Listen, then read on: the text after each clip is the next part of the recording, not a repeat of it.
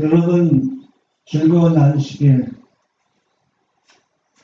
오늘도 하늘의 평안과 기쁨을 마음껏 누리면서 하나님의 말씀을 우리가 한번 깊이 들어가 보는 시간 갖도록 하겠습니다. 오늘은 진리와 오류를 구별하는 시금석은 율법과 증거의 말씀이다 라는 제목으로 했습니다.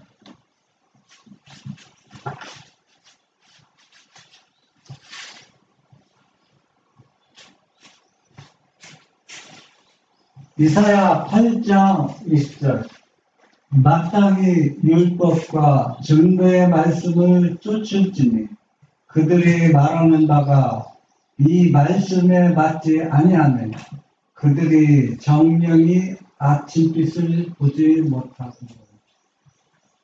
우리가 다 하나님의 말씀과 증거의 말씀을 다 한다고 하지만 그들이 말하는 그 결과에 우리가 시금석인 하나님의 율법으로 또 증언으로 시험을 검증을 해서 여기에 걸리면은 그들은 뭐예요? 아침빛을 보지 못한다는 얘기는 구원을 얻지 못한다는 의미인 것입니다.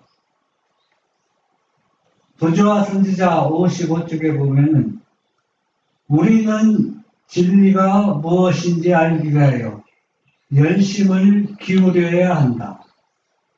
하나님께서 당신의 말씀 가운데 기록되도록 하신 모든 교훈들은 우리를 경고하시고 교훈하시기 위한 것이다.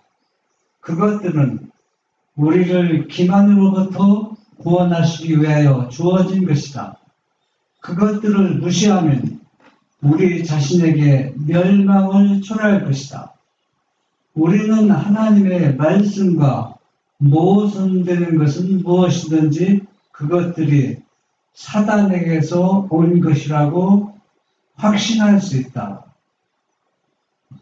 사람마다 다 진리라고 하고 또 하나님의 말씀이라고 하지만은 그러나 너와 하나님의 말씀을 깊이 연구하고 명상하지 아니하면은 그들이 말하는 바가 하나님 말씀과 모순되는지 일치되는지 그것을 알 수가 있는데 성경을 깊이 연구하고 기도하는 자세로 말씀을 찾다 보면은 이것이 하나님께로 온 것인지 사단에게 온 것인지 확신할 수 있다는 얘기입니다.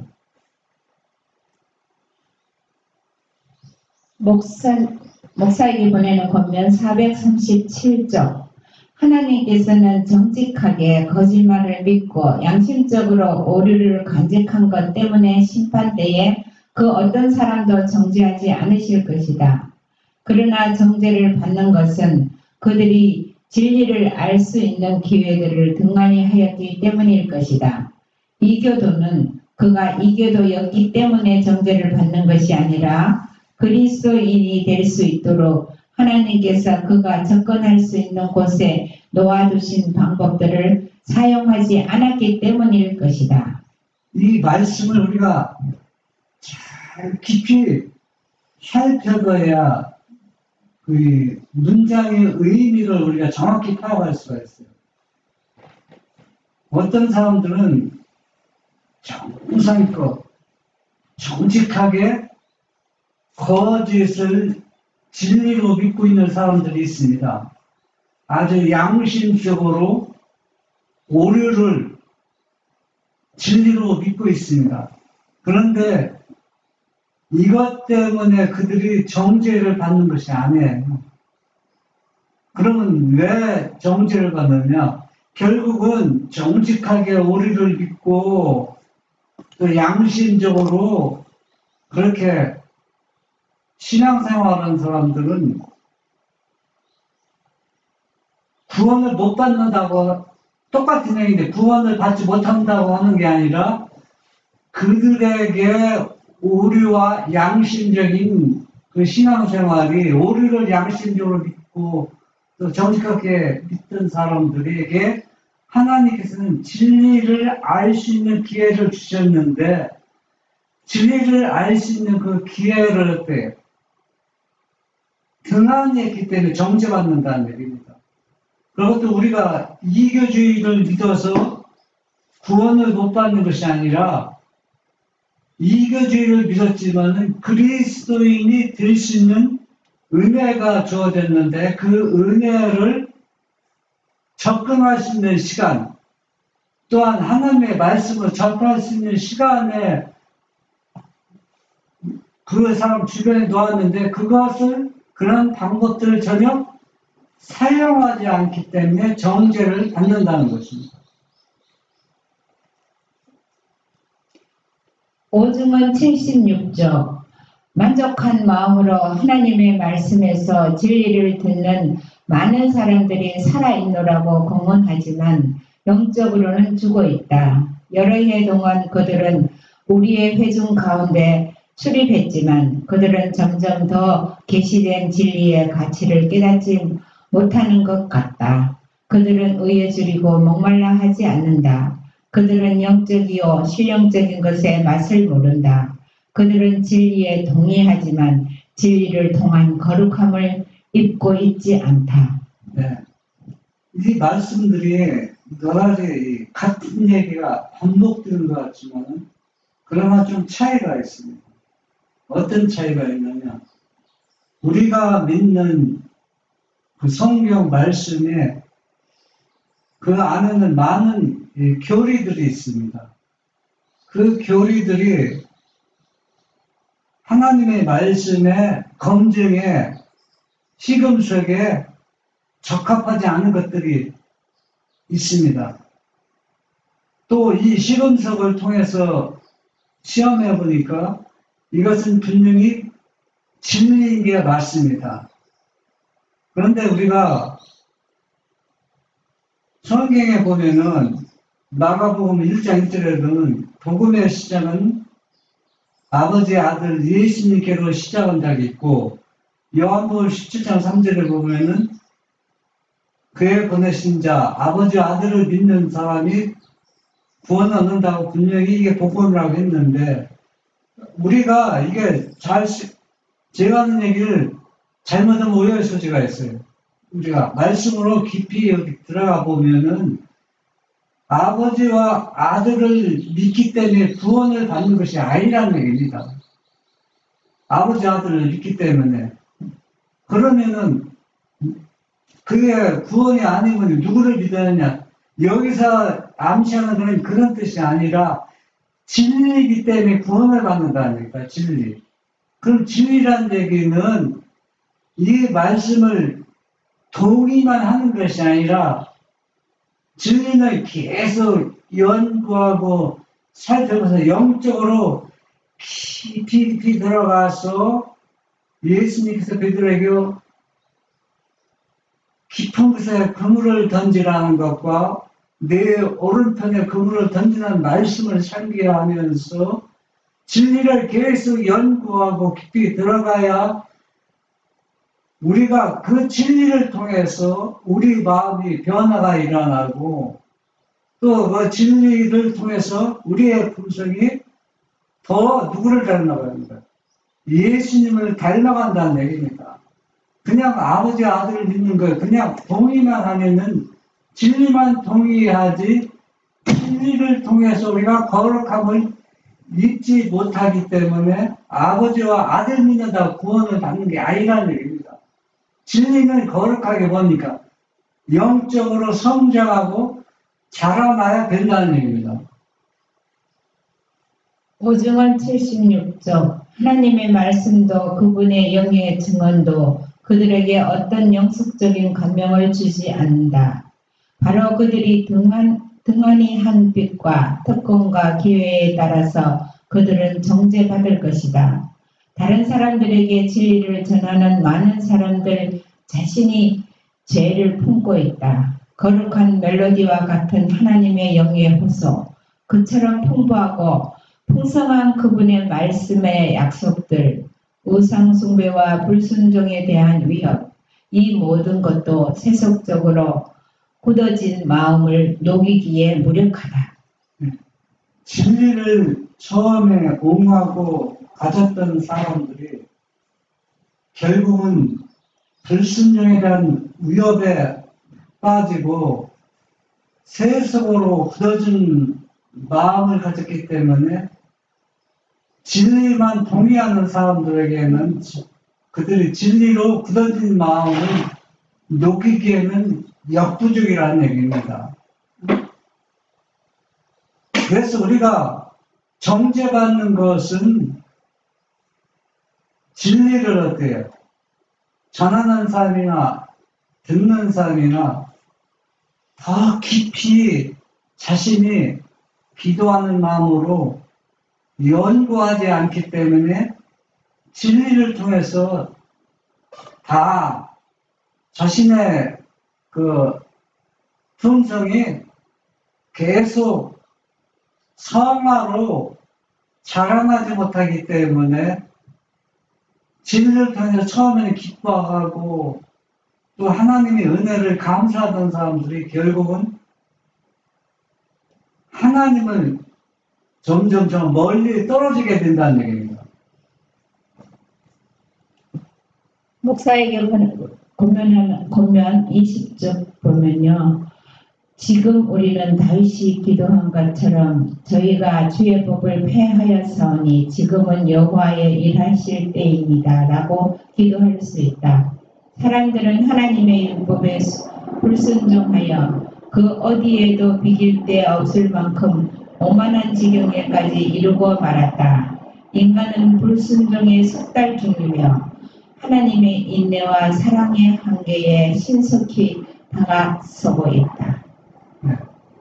오늘날 하나님의 거룩한 율법이 완전히 무시당하고 불순종하는데도 이런 상태에 놓여 있는데도 사람들이 얼마나 오만하느냐면은 교만하느냐면은 이러면서 성경 말씀대로 가르치고 주님의 말씀대로 순종하고 또 말씀대로 봉사하고 이렇게 인간은 불순종에 숙달되어 있지만은 이런 사람에게 하나님의 인내와 사랑의 한계가 신속히 다가오고 있다는 얘기입니다.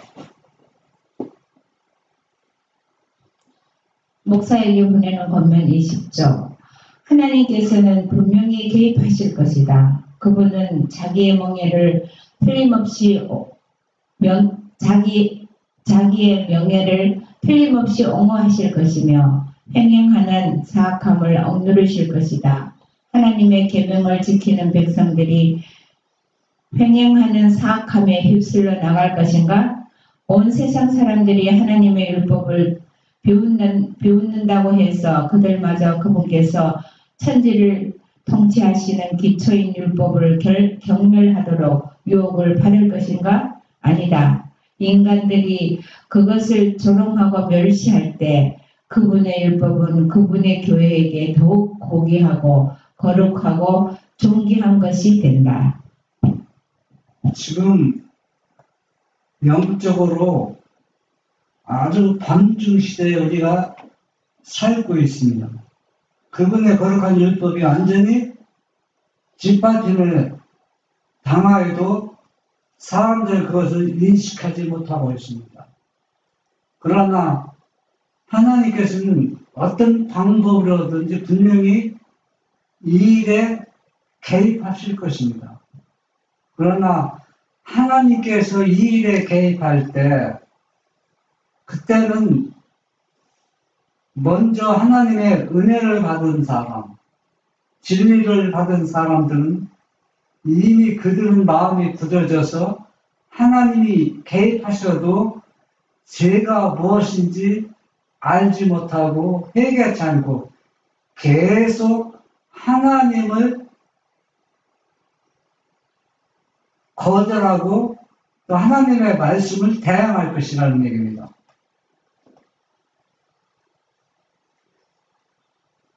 목사에게 보내는 보면 109쪽 그대가 이해하지 못하고 있는 교리상의 어떤 문제에 부딪히게 될 때 하나님께 무릎을 꿇음으로 진리가 무엇인지를 이해하게 되도록 하고 유대인들처럼 하나님을 대항하여 싸우는 자리에 서 있는 자로 발견되지 않게 하라. 우리는 진리가 아닌 것은 어떤 것도 받아들이지 말도록 사람들을 경고하는 한편 빗대는 진리를 거절함으로 그 영혼을 위태롭게 하지 말며 하나님의 말씀을 열렬하게 연구함으로 어두움을 물리치라고 경고해야 한다. 그래서 우리가 과거에도 그렇고 현재에도 그렇고 미래에도 같은 일들이 이 교리 문제가 계속 역사가 반복될 것을 우리가 알고 있습니다. 교리상의 문제가 제시되었을 때, 이 문제가 나에게 어떤 부딪혔을 때, 우리는 젊은 자에게는 하나님께 무릎을 꿇고 이것이 진리인지, 진리가 아닌지를 내가 지금 이해가 안 되는데 이해할 수 있도록 주님께 매달리며 기도해야 되는 겁니다. 유대인처럼 닮아가지 말라는 겁니다. 유대인들은 예수님이 인성으로 유대 땅에 왔을 때 그들은 양을 잡으면서 속죄물을 계속 드리면서 그분이 오실 메시아를 계속 기다리면서 준비했습니다. 그런데 막상 자기네들이 속죄물을 드렸던 그 메시아가 실물이 왔을 때 그들은 어떻게 했습니까? 양을 잡아서 상징적으로 했던 예수님을 그들은 하나님을 대항하여 싸웠습니다. 우리도 유대인처럼 유대인 자리에 서 있어서 유대인처럼 되지 말라는 얘기입니다. 유대인들의 진리가 무엇이었습니까? 그들은 하나님의 아들을 기다리고 준비했지만 아들이 왔을 때 진리가 아니라고 받아들이지 않았습니다. 우리는 이런 일이 내 생애 속에서 나의 신앙이 되지 말도록 우리가 지금 경고를 받고 있습니다. 빛 대신 예수님을 거절하는 것은 자기 자신의 영혼과 다른 사람의 영혼을 위태롭게 함으로 인해서 우리가 말씀을 계속 열렬하게 연구해서 어둠을 물리치라고 우리에게 경고를 하고 있습니다. 목사에게 보내는 권면 109쪽 나다나엘이 예수님께 나왔을 때 그주께서는 보라 이는 참 이스라엘 사람이라 그 속에 간사한 것이 없도다 라고 외치셨다. 나다나엘은 어떻게 나를 아시나이까 라고 말했다. 예수께서는 내가 무화과 나무 아래에 있을 때에 보았노라고 대답하셨다. 마찬가지로 우리도 진리가 무엇인지 알기 위하여 예수님께 빛을 구하게 되면 그분은 은밀한 기도처에 있는 우리를 보실 것이다.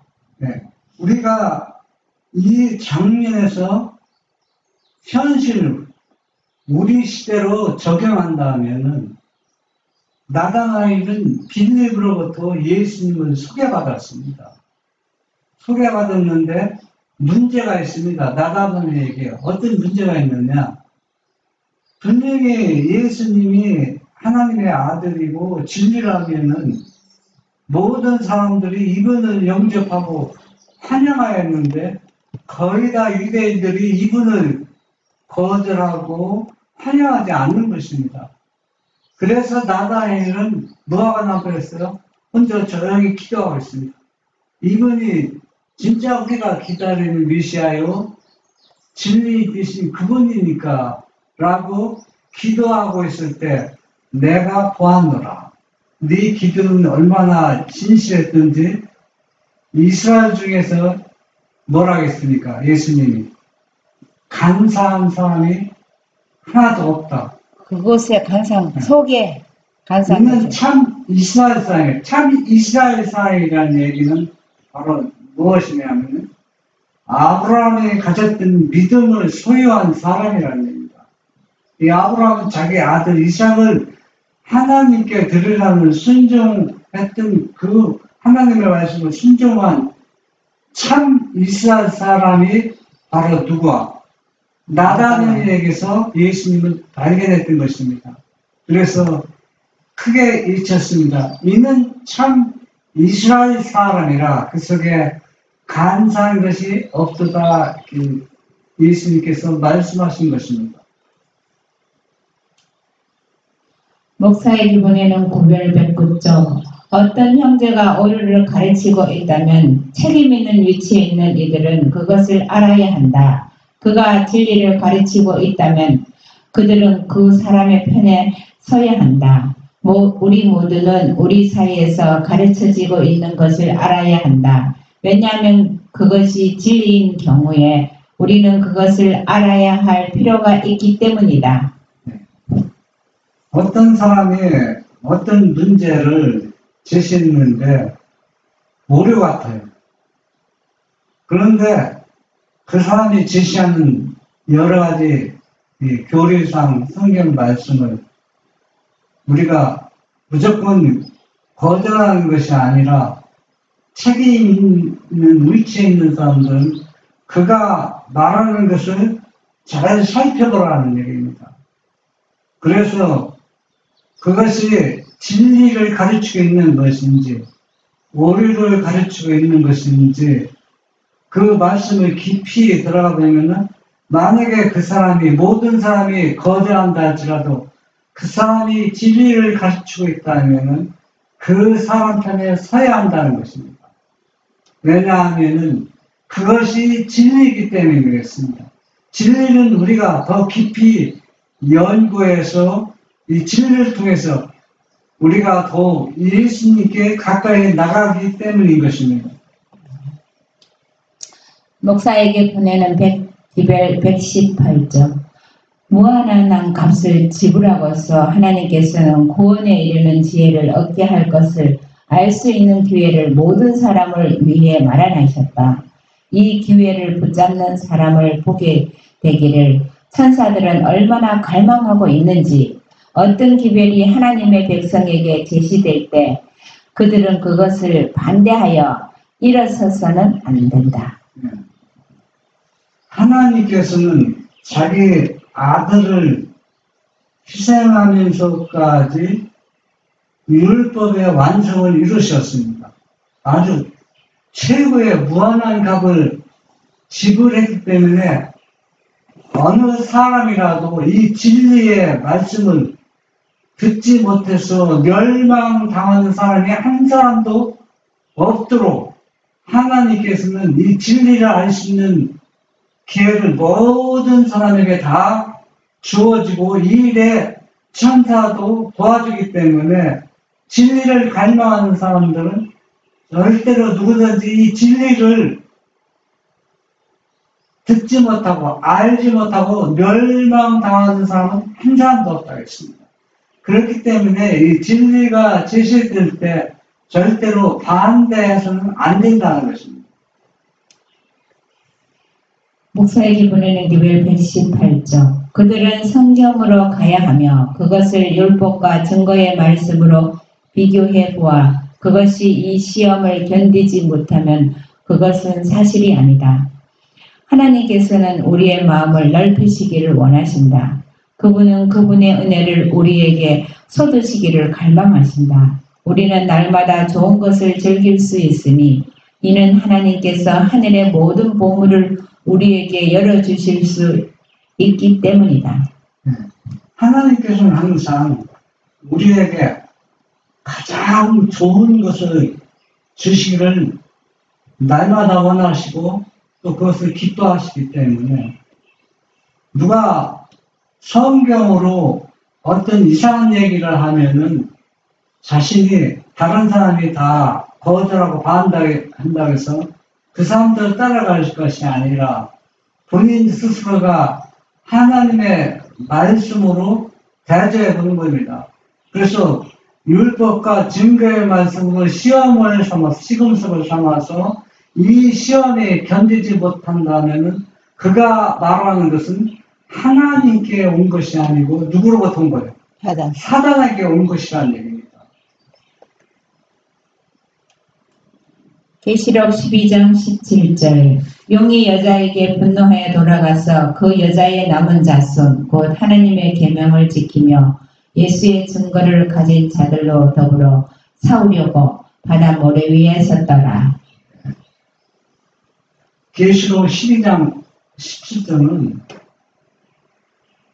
여자의 남은 자손과 또 용의 자손이 쟁투가 벌어지는데, 여자의 남은 자손은 하나님의 계명을 지키며 예수의 증거를 가진 자, 즉 이사야 8장 20절 말씀과 상통하는 같은 맥락의 말씀인 것입니다.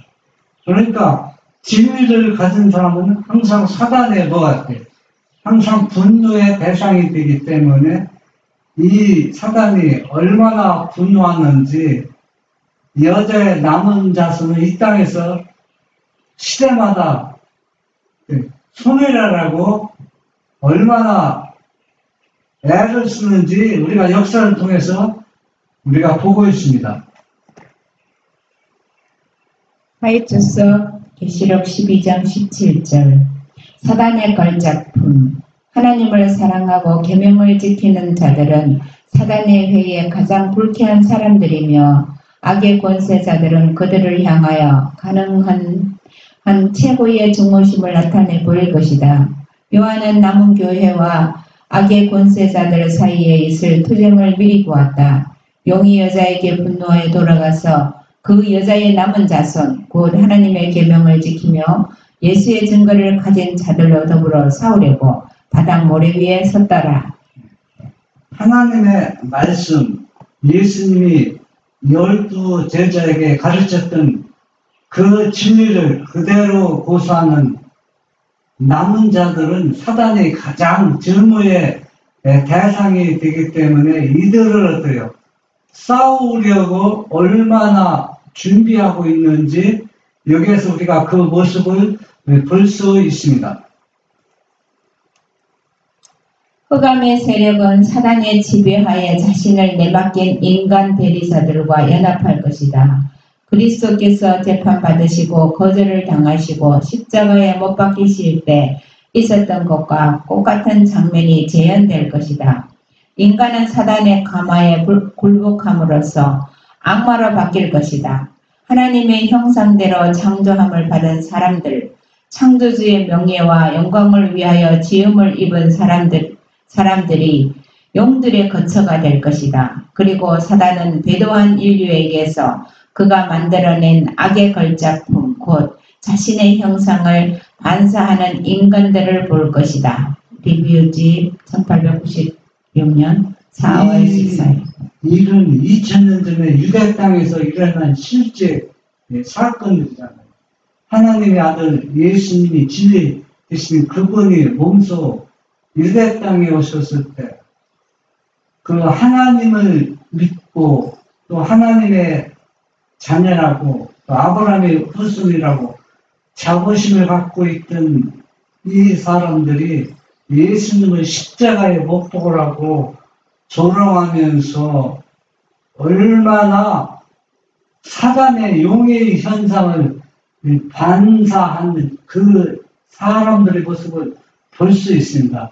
이것은 그 시대에 지나간 역사로 끝나는 것이 아니라 예수님이 바로 재림하기 전에 하나님을 믿는 사람들의 그 모습에서 이 사단의 형상이 반사되는 이 모습을 다시 볼 수 있다는 얘기입니다.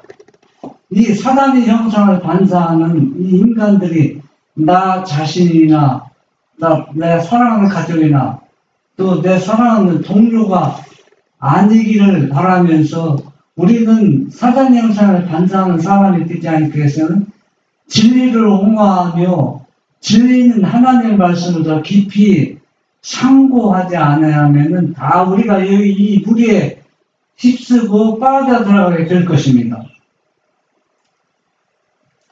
땅 위에 오로지 두 편뿐임. 이 땅 위에는 오로지 두 편뿐이다. 곧 예수 그리스도의 피 묻은 깃발 아래 서 있는 사람들과 반역자의 검은 깃발 아래 서 있는 사람들. 계시록 12장에는 순종하는 자들과 불순종하는 자들 사이에 있을 큰 싸움이 나타나 있다. 우리는 하나님 편에 서든지 사단의 편에 서든지 두 편뿐이 없습니다. 중간은 없어요. 이 진리의 편에 서면은 많은 사람들에게 조롱과 핍박이 두려워서 침묵을 잠시 지키는 사람들은 하나님 편에 서는 것이 아니라 사단의 편에 서는 것입니다. 그래서 우리는 어떤 일이, 어떤 핍박과 어떤 고난과 조롱을 받을지라도 하나님 편에 서야 된다는 것입니다. 하이투서 계시록 12장 17절 땅은 공포의 무대. 사단의 대리자들은 땅을 어떠한 말로도 형용할 수 없는 공포의 무대로 만들어 왔다. 그리스도 교국이라고 주장하는 나라들이 전쟁과 유혈극을 자아내었다. 그것은 하나님의 율법을 무시한 확실한 결과이다. 네. 우리가 그 유대 땅에서 일어났던 예수님을 십자가에 못 박으라고 사단의 그 형체를 반사시키고 있는 유대인들에게 저분은 우리가 예수님을 십자가에 못 박는 죄야. 그분은 하나님의 아들이야. 우리를 구원하기 위해서 이 땅에 오신 분이야 하고 누군가가 있었더라면 그 사람들은 그 유대인들의 돌에 맞아 죽었을 것입니다. 그래서 아무도 외치는 무리가 없어요. 저분은 진짜 우리를 구원하기 위해서 이 땅에 오신 분이라고 진리를 외치는 사람이 없었다는 거예요. 이와 같이 마지막 시대에도 이러한 현상이 일어날 때 우리는 하나님 편에 서겠는가, 그렇지 않으면 핍박과 죽음이 두려워서 사단의 편에 서겠는가. 하이투서 계시록 12장 17절 지금 진행되고 있는 대쟁투는 인간과 인간이 서로 싸우는 단순한 싸움이 아니다. 한쪽 편에는 인간의 대리자와 보증인 역할을 하고 계신 생명의 왕이 서 있고 다른 편에는 흑암의 왕자가 그 수하에 있는 타락한 천사들과 함께 서 있다. 네. 우리는 누구 편에 서겠습니까? 생명의 왕에 서 있는 그 편에 서겠습니까? 흑암의 왕자가 주도하는 그 편에 서겠습니까? 선택은 본인 자신입니다. 그러나 우리는 어떤 불이익을 당한다 할지라도, 어떤 핍박이 온다 할지라도, 내 생명이 위협을 당한다 할지라도, 우리는 모두 생명의 왕의 편에 서야 된다는 그런 오늘의 그 하나님의 진리의 말씀인 것입니다. 하늘에 계신 우리 아버지, 오늘 주신 말씀, 율법과 증거의 말씀을 우리가 기도하는 마음으로 깊이 연구하고 살펴보아서 우리의 생애 속에서 우리 믿음의 가족들에게서 오류를 받아들이지 않고 오직 진리만 옹호하고 진리만 받아들여서 우리가 이 진리를 통해서 우리의 품성이 예수님을 더 많이 닮아가고 또 예수님이 가신 길을 끝까지 따라가는 우리 모두가 될 수 있도록 주님 인도하여 주시옵소서. 예수님의 이름으로 기도합니다. 아멘.